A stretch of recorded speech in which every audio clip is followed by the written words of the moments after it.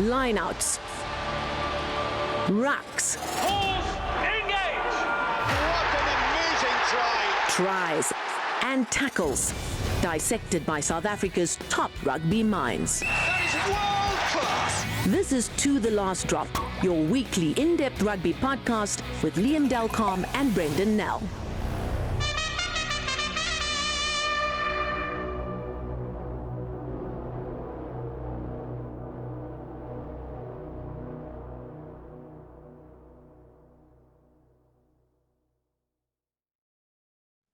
This is To the Last Drop. I'm Brendan Nell.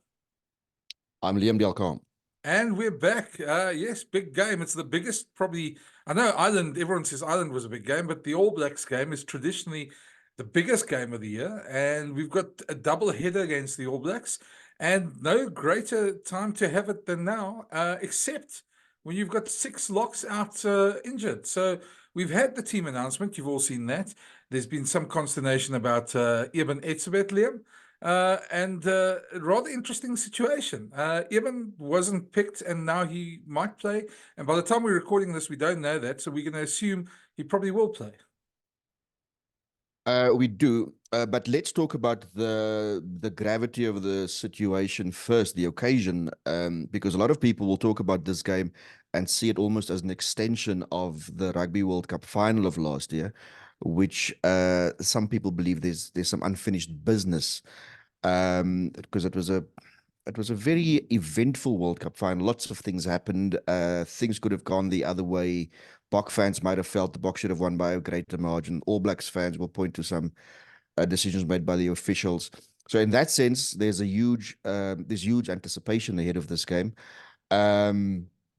Obviously, the Boks should want to show that their form against the All Blacks over the last few years, that obviously has been good because they got a number of wins and they want to reassert that dominance. And I think for the All Blacks, it's very much a case of, get a little bit of revenge for last year and maybe stem the tide against the Springboks.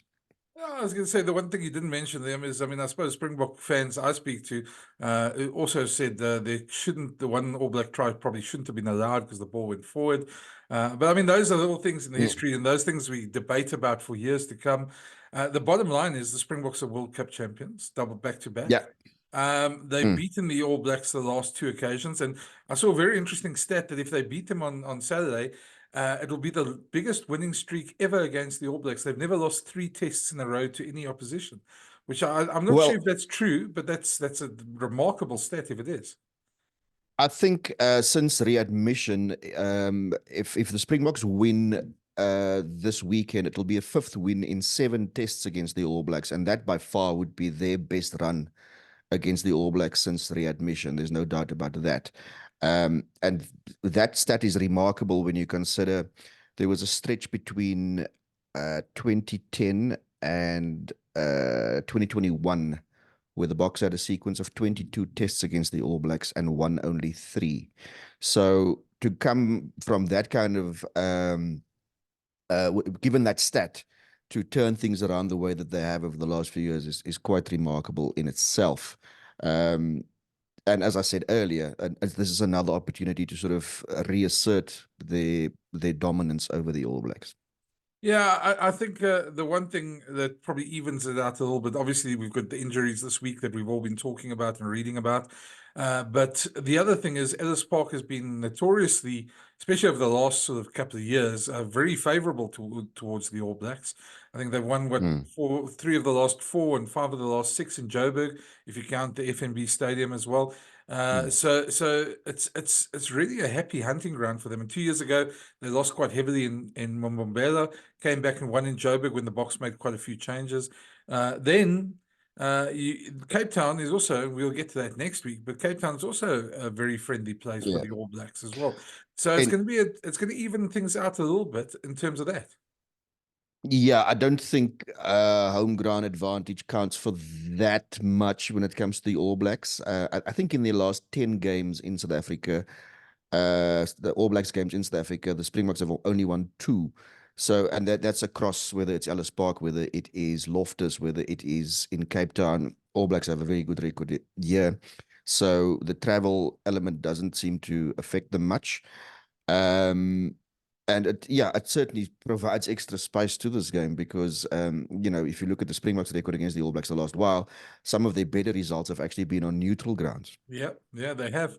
Well, look, I mean, I think that a lot of those results that you speak of, if I remember right, I mean, the one at Loftus a couple of years ago, they're very close games, and the Boks, and even the one at Ellis Park, for long periods of the game, the Boks seemed to dominate, but didn't get the result, and the All Blacks have that ability to just strike you 1-2 quick tries, and in the past, the Boks defense has fallen for that, but yeah, I think the challenge for this Bok team now is that they are number one in the world.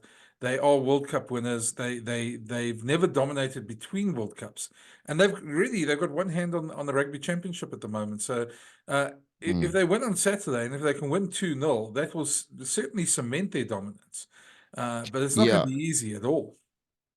Yeah, and that's what makes the selections for this weekend so interesting because where in the past the Boks might have gone um, for the jugular in that they would go for the tried and tested, the people that have done a big job for them before, get them into the team for this weekend, and then maybe make some changes for the Cape Town test. But the difference here is that Rassie Erasmus has pretty much stuck to his guns. Went for Apelele Fassi at fullback ahead of Willie Leroux, went for Sasha Feinberg and Zulu at fly half ahead of Andre Pollard. And it's certainly, again, I mean, it's all about building capacity for the next World Cup. So, there is one eye obviously on winning the Rugby Championship, but I think he's placed a clear emphasis on building and putting these players in a position where you can test them properly. And he actually explained it very well, because it's been a steady build-up for both those players, and this is really the time to shine. Yeah, I think that, and that's the one thing I do like about the selections is that they bold. It'd be very easy to play Willie Leroux and Andre Pollard in this test match. Nobody would have blinked an eyelid. But yeah, you've got two youngsters here who are chomping at the bit to play, who've never really played a bad game in a Springbok jersey. And yeah, you've got to see how they are against the best in the world. And that's the only way you really test players. Yeah. Sasha showed against Ireland when he came on for Willie after 2 minutes at fullback. He showed he had a bit shaky start, but as he went on, he sort of grew in confidence. Certainly a talented player. And Apelele as well. In the past, his defense has maybe been a bit lacking, but he's sort of bounced back this season a lot better in terms of that as well. And now he gets his chance again on the biggest stage against the toughest opposition. And certainly the one thing that Rassie will tell you, us all, is that you'll certainly learn what these players are made of in this test. Yeah, Fassi certainly gives you more with the ball in hand. There's no doubt about that. Willie gives you some killer passes, plays, has a wonderful awareness of where to be at the right time. Defensively, they probably about similar. But Fassi certainly, ball in hand, gives you real thrust, which also, I suppose, if you look at that and consider you've got Sash at fly off, that the Boks have some real killer potential on attack. No doubt about that. The other interesting thing for me is, as much as we talk about the last World Cup final, if you look at this lineup selected for this game, there are 7 changes from the World Cup final, the starting lineup, and a completely different bench, apart from Kwagga Smith, which also points to the way they are building this team. There's obviously lots of injuries, but it's also a clear indication of the need to take the team further and develop new talent. Yeah, and they're backing young players, and that's nice to see. Of course, that brings us to the other discussion that's been happening this week. I just want to touch on and not go into too much detail because I'm sure we'll be talking about it for a long time still, is Eben Etzebeth apparently got injured on Saturday in a training session, couldn't train. They excluded him in the internal team that they announced. Then Monday he could train, so now they want him back. And at the time of this recording, we're waiting to hear. We're probably going to hear that he is in the side. But just a question mark from my side, and you and I spoke about it yesterday at the team naming, is Rossi's always been very forthright in terms of a player that can't train on a Monday. Is he available? Now, Eben did train on a Monday. I suppose it would be the caveat to that, but they'd already announced the team internally. So do you go back and you change that team, and the danger long term of that, so going back on your protocol, you're bending it in a way. It's not quite throwing it out the window, but it's bending it a little bit. There are some dangers in that then. No doubt. And I suppose once you set the ground rules, and you think ahead of scenarios where, where will you bend the rules that you've created?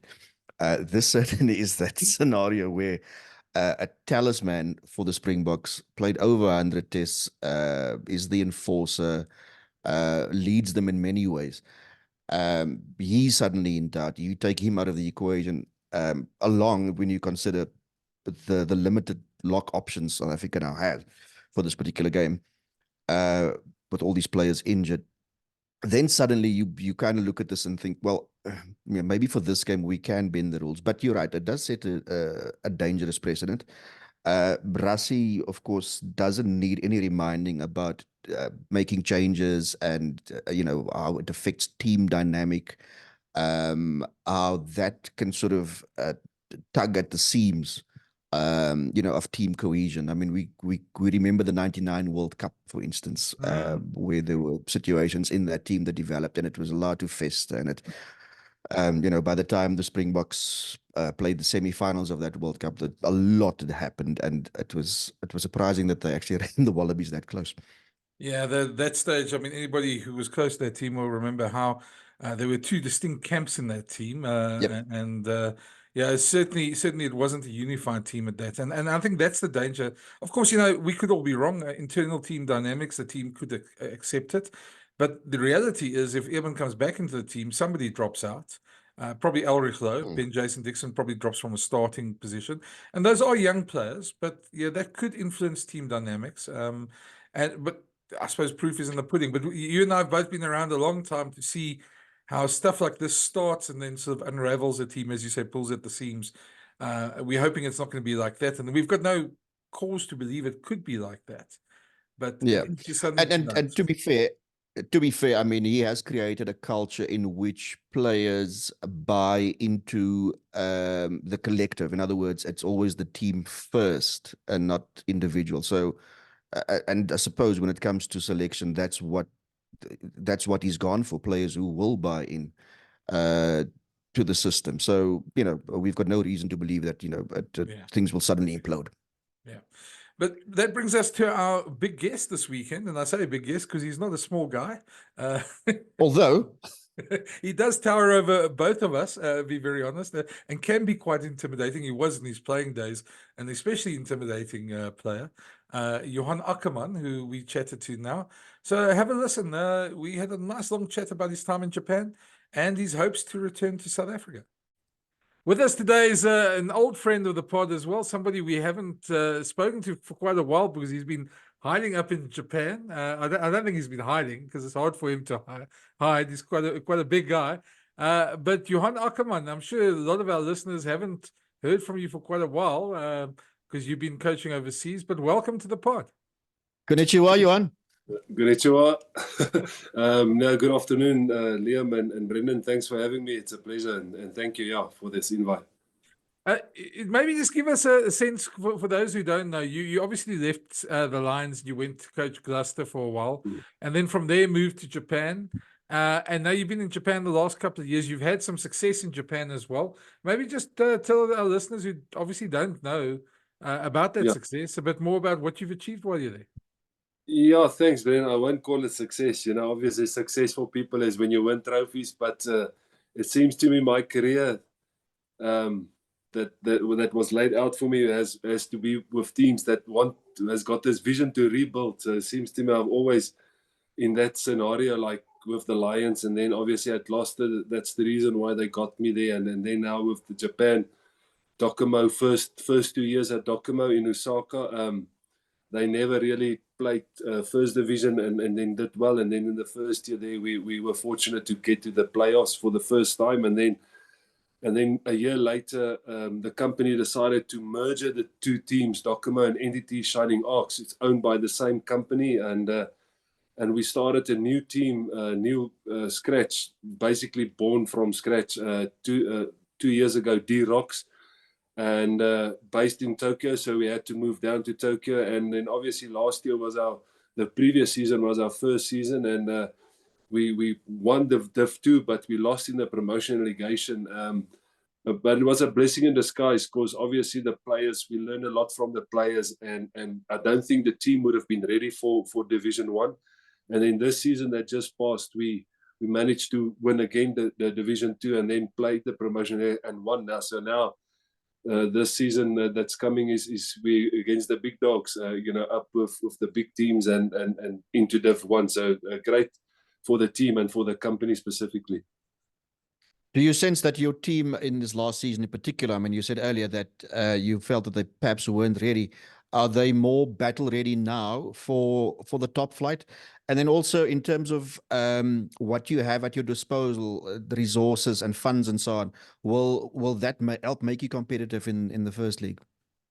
I think so, yes, Liam. I think the biggest thing was we got out that first year when the team started. The difficult thing was you had no culture. And you had no foundations, no history to tap in. If you join a team, if I go now to Ulster, or I go to Leicester, or I go to the Lions, they've got a history of 100 years plus. And then suddenly you put two teams together that was arch enemies. So we had to build culture, and that showed up in that promotion relegation.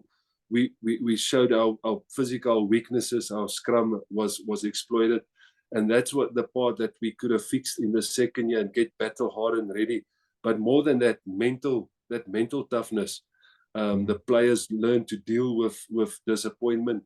If you win, and suddenly in a big game like that, you're behind halftime, you could see the panic sets in, even though you try to calm down. And that's an experience you can't teach players, especially players that hasn't done it together. And yes, so resources, I think we find we've got quality players, but the challenge is to that those players stay fit, and two, the biggest challenge now for the team is in Div 2 you've got 3-4 games that will challenge you. In Div 1 you've got every weekend. It's the best team. If you can't afford to rotate players really, unless you feel the standard allows it, or you can't afford to take your foot off the pedal. So it's similar to URC and similar to Super Rugby, that you have to play your best team, and that's the challenge. I do believe the players can do it, but it's something new that they have to experience that they haven't experienced for 2 years.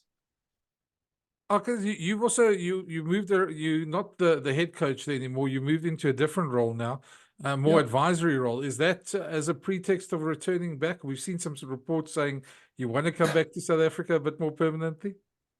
It allows me a bit more fluency, yes, Brendan.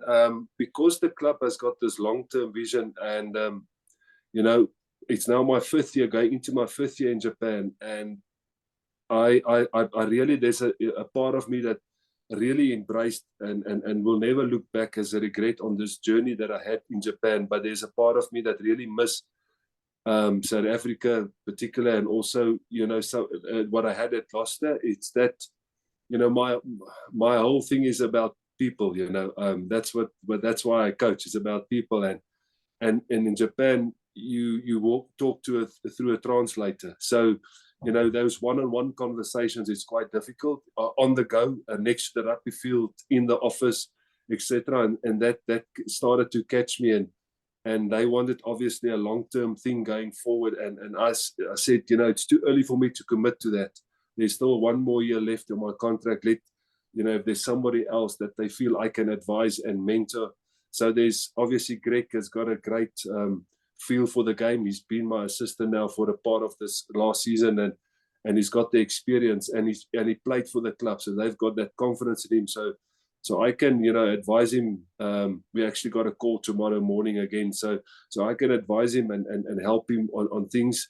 And also that there's 2 assistant coaches, Japanese coaches that's in their first year of coaching, that I think I can contribute. And then hopefully, the team is where they want to be in Div 1. Hopefully in a year's time, I can leave them in a good space to carry on. And then time will tell, where will I go. But there's a big part of me that longs to to coach, like I want to coach, with those relationship with players and stuff.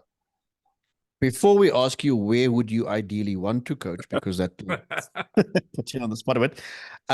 You've been on the road for a while now. I mean, obviously you coached in England and now you've had a substantial stint in Japan. Where do you think you have developed most as a coach? What areas in your coaching makeup do you think has improved most while you've been on the road? I think it's to deal with the different cultures. We were fortunate at the Lions that yes, South Africa has got different cultures, but we've been brought up in if you put on a rugby jersey, you probably got a similar culture, like a rugby desire and passion, and that's the one thing that I don't think necessarily was, especially in Japan. You work with company players that's got different challenges. So again, it's about man management. I think that was challenged quite a lot in England as well. The English players are much more direct and question your tactics and question your philosophies, where in South Africa, the players just love to do what the coach tell them, and I think that was the biggest thing. And also your management, your time management, especially again, in Japan. I've never been a big fan of long meetings and too much things, but we had to even be really conscious of that, because everything you say has to be translated in Japanese, and vice versa. Everything a Japanese player asks or say has to be translated back to English. So your planning and management of that time was quite crucial. But yeah, overall, more experience, different phase plays and different tactics as you speak to different coaches and players that played the games at a high level. I've been fortunate now to deal with New Zealand players, All Black players, Australian players, Test players, and England Test players, and how they see the game. And then obviously you've got your own twist you want to put on that. I think we're going to ask you that question. It's a bit unfair, I suppose, at the moment, but why not? Let's throw it out there. If you do come back, I mean, has there been any contact, or is there somewhere you'd like to coach? No, I can be honest, Brennan. Because there was still a lot of time on my contract, and even now there's still 10 months or whatever left. I haven't really spoke to anybody. And yeah, and I can't say I've got a preference. I mean, obviously I stay in Pretoria. This is where my house is, in Pretoria. So from a logistical point of view, that's something. But I've got no preference. I mean, all the teams has done well last season. I'm not under illusion. The coaches has done well, and if will there be an opportunity? I don't know. Otherwise, you never know. I can even stay in Japan, just maybe at a different club, or go back to Europe if the opportunity present there. But like I said, I think this is where I feel I can make a real big difference in South Africa, because you know what you get, and it's a question of tapping into that talent. But it's obviously about opportunity. Would you be open to coaching another national team? I mean, if an offer came around and it's you feel that it's a challenge to which you can roll out your sleeves up to? Yeah, I think, Liam, I will never say no to that. Obviously, it is probably one part of me that I would love to experience, that I haven't experienced. You've experienced Super Rapina, and you've experienced SA side. That's a little bit of international, and you went to the Premiership and Heineken Cup or Championship, what they call it, and now you've experienced Japan and the top league there. So it's definitely a level that I would love to experience. And if that opportunity comes, it's something I'll consider. Now, we are talking to you in the week of, there's a little bit of a game going on at your old ground that you used to coach at Ellis Park. A certain coach that you know pretty well is coaching the All Blacks. I think let's go back first of all. I mean, I know it's not the best memory for you, but that Super Rugby final at Ellis Park. I'm going to start with maybe how's the relationship with Kwagga? I mean, he's a great guy, and I'm sure you guys have. I'm sure for probably that first week or so afterwards, it was a bit strained after that final. Yeah, no, man. I mean, to be fair, we've that specific time after the final is the team galvanized behind Kwagga, because obviously there was no intent into that what happened, and that happened. And I think even today, if it had to happen today, maybe a yellow card would have been given, but that was the decision. But it's a memory that it's hard to swallow. It's hard to swallow because I really feel we were the better team, and especially after we dealt with the red card, we got them at the end. They were down and out on their feet, and we just needed a few more minutes. But I think the thing that makes it worse is the celebration of the Crusaders afterwards on the field. That's the part that hurts the most. So hopefully we won't allow Scott Robertson this weekend to do any kind of things like that. Yeah, I doubt breakdancing would be the thing, even if they win. I think there's a journey that they still need to walk before he's going to perform anything like that. But I don't want them even to celebrate in the change room. So. I guess just coaching against somebody like Scott. I mean, he obviously has had a lot of success at club level, at Super Rugby level, but national duty is very different. I mean, you've had a bit of a taste with the SAA team when you coached them against the French Barbarians. It is a very different type of coaching that you need to do. You've got so little time to get players together, players you probably haven't worked with before, etc. Just the type of coach he is, and what you found in your dealings with him, and how difficult he is to coach against. No, I've got a lot of admiration for Scott, first of all as a player, but then as a coach. He's got obviously a talented squad when he was at the Crusaders, but you still have to push the right buttons, similar to Rassie.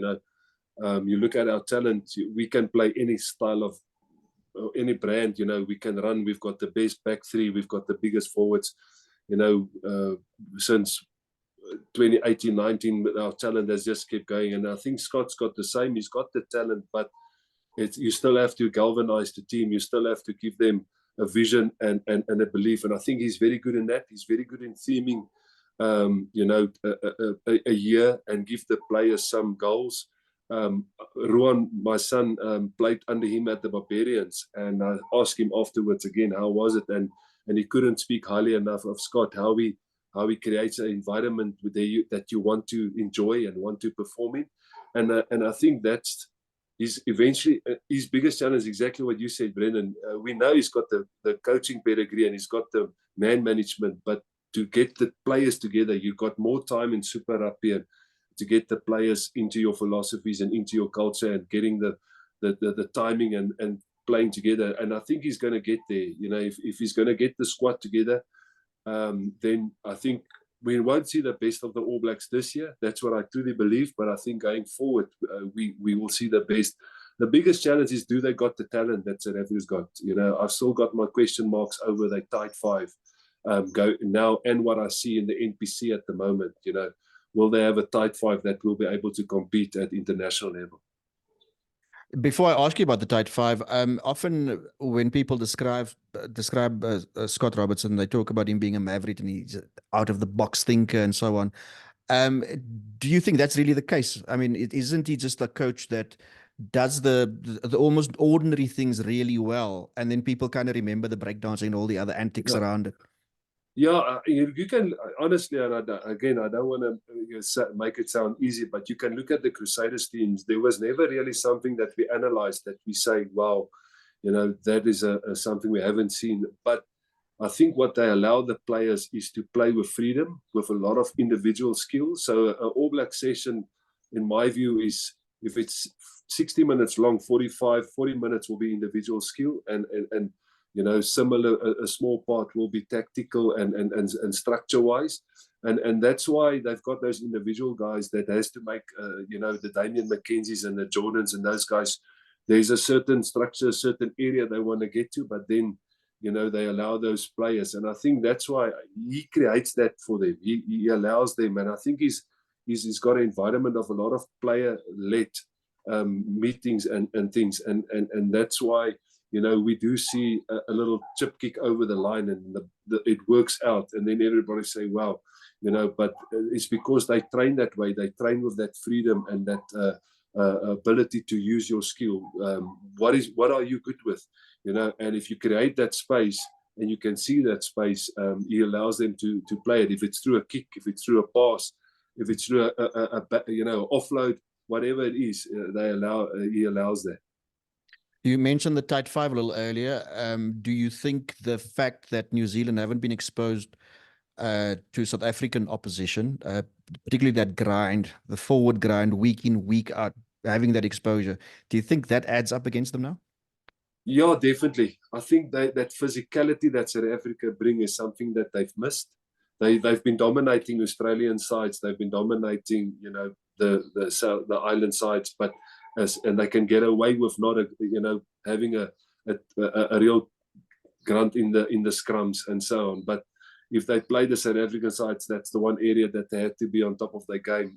So that's definitely the one area that I think they miss. And then I'm just a bit, maybe I'm a bit biased because of South Africa's talent, but I just don't look at the New Zealand sides and I see, 6-7 locks like we've got, 6-7 front rowers, back rowers that can play international level, and that's the concern, when they lost the Blues captain and they lost Barrett now, and with Retallick and Whitelock retired, they just look thin in the locks, and then the same with the front rowers, and I think that's a concern. So hopefully they'll develop those players in the next couple of years. Because I just want to ask you, I mean, obviously we're recording this before, there's still a question mark about Eben Etzebeth. There's lots of injuries in the Springboks side at the moment, and we're still waiting for news at this point.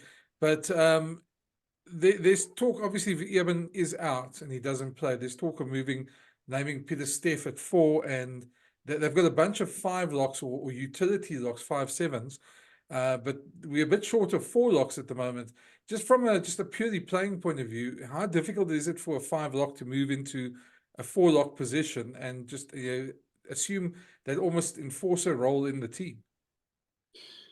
It is difficult, especially if it's not your makeup, but I think Peter Steff will be fine. He showed it when he played lock a couple of weeks ago, and he's a classy player and he's physical, and that's why he'll be fine. So I think we'll be fine. It's more off the bench, I think I've got it that Johan Ackermann will be with Peter Steff, and then we will be on the bench and we will come off the bench covering that lock position. That can be a bit of a problem if there's not a specialist locked on the bench. But for a starting lineup in Nortje and Peter Steff, I think it's 2 guys. I think it's a massive challenge if Johan is going to, be the lock there. It's going to be a massive challenge because I love him as a player and I see a bright future, and I think he's going to be a great lock going forward. But I still think that's the one next step that we haven't seen enough of him is an international. And just on that, I mean, does it affect, obviously losing, it's always any team that loses an Eben Etzebeth, for instance, is going to lose quite a bit.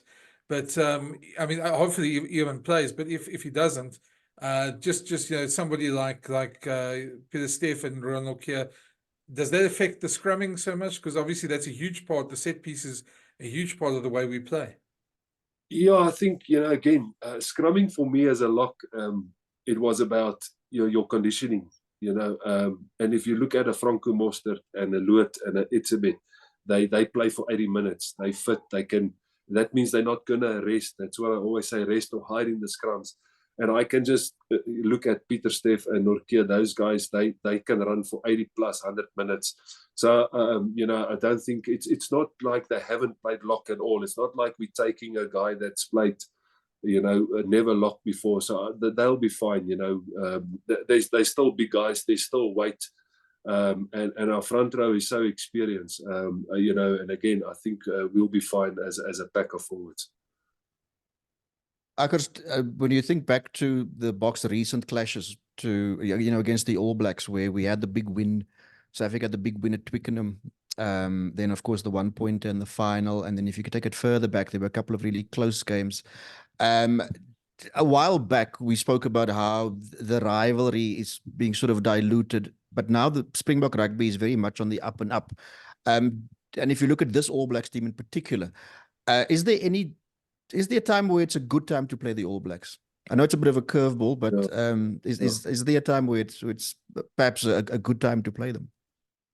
No, you're 100%, Liam. I think, you know, they obviously they're the one team that get themselves up for when they're back against the wall, and I think that is what they are. They haven't performed really well. They under pressure from a performance point of view, and we've performed well. But I don't know if I'm wrong, but I feel that this is actually the two tests that we've got an opportunity to really break the back and show we the dominant side in this relationship, you know, and that's probably because of our depth and probably because of our performances this year that we've got this excitement to eventually show that, you know, we the one that dominate world rugby. And I think that's the opportunity that we've got. But obviously, you know, they're a proud nation, and they won't lack motivation of what happened last year of the World Cup. Yeah, and I suppose there's that game at Ellis Park 2 years ago where the Boks were very much on the up and up. A couple of changes were made, and then and they found form 2 weeks later or a week later. Yeah, no, we're going to be tested. You know, there is a bit of disruption if the locks has been changed. You know, obviously there's talks that Fassi will start at the back and Sasha at 10. And if that's the case, you know, it's two young guys that's going to have to get really tested, and they'll probably work something out around that. So it can be a big test. But if you look at our squad and guys coming off the bench, I still think over 80 minutes, I think we can really dominate them. Because you know this park very well. The All Blacks have got I think they've won 3 of the last 4 there, so they've got a good record at this park.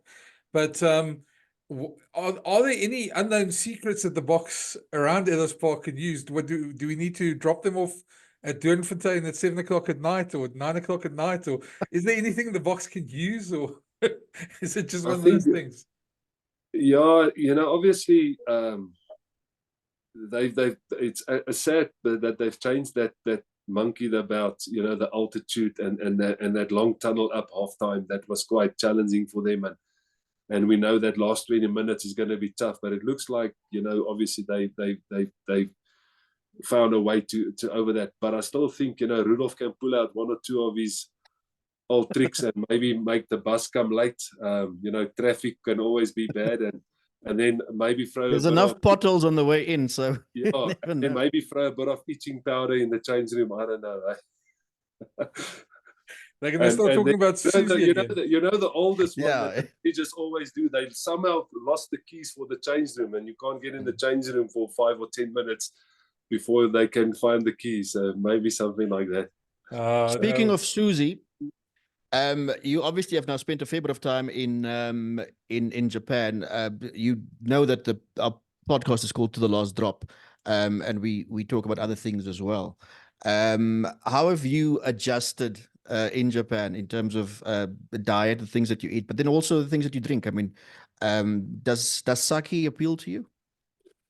No, not really, Liam. The sake I'm struggling with that. It's only when there's one of the big bosses of the company, they come and want to celebrate something that you force it with him. But no, it's still not something I really enjoy. But food-wise, you know, I'm very fortunate that I eat anything. So the food was easy to adjust. You know, obviously they love their fish and they love their sushi and stuff. So that's great. I also enjoy that. But the one dish that I really enjoy is the yakuniki, the where you sit for 2 hours and you can fry all those meat as much as you can. It's obviously wagyu and small little pieces of meat. Small bites. But you just do it yourself on the little fire in front of you, and that's quite a, you know, that's our favorite, and we sometimes go out as staff and have a good time with that. And then from a drinking point of view, they've got a few nice beers that we enjoy, and then obviously they quite love their whiskies, and that's something that I also enjoy as a odd whiskey or so. So it was quite easy to settle in. So, it sounds like you'll rather drink from a sake than have sake. Yeah. No, it's much easier to have a nice, because nice little cold whiskey than that sake. Eh? So, okay, so I don't take it you don't smuggle a pop sock in on your luggage or anything like that. Do you get any wine over there at all? There's a lot of wine. Eh? Yeah. No, there's a lot of wine. They actually like the wine, but there's even a few South African wines in some of the supermarkets. South African and Australian wines. Australian. And stuff. No, there's a lot of Australian wines, and no, they love their wine. That sounds good. Sounds good. Liam, I think we about done. Akers, thanks for joining us. It's been really great having you on.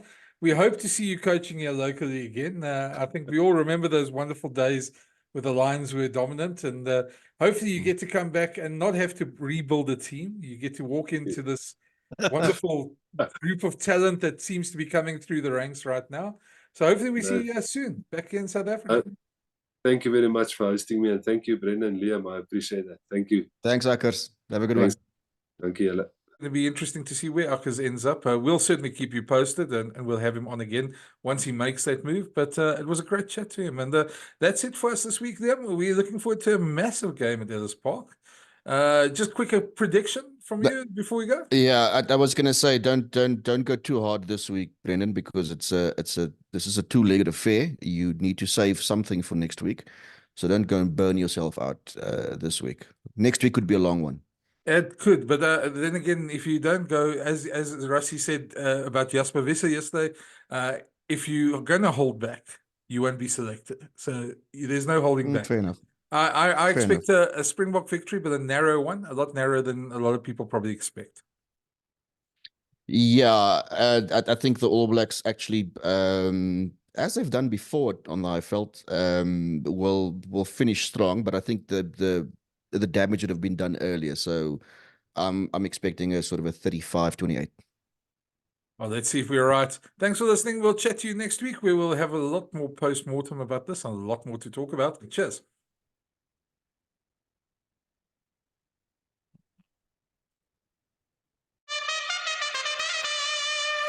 Thanks for listening. For the latest insights and rugby analysis each week, plus new episode alerts, please follow or subscribe to the series. Or find all episodes at jacarandafm.com or the Jackpot app. That is world class.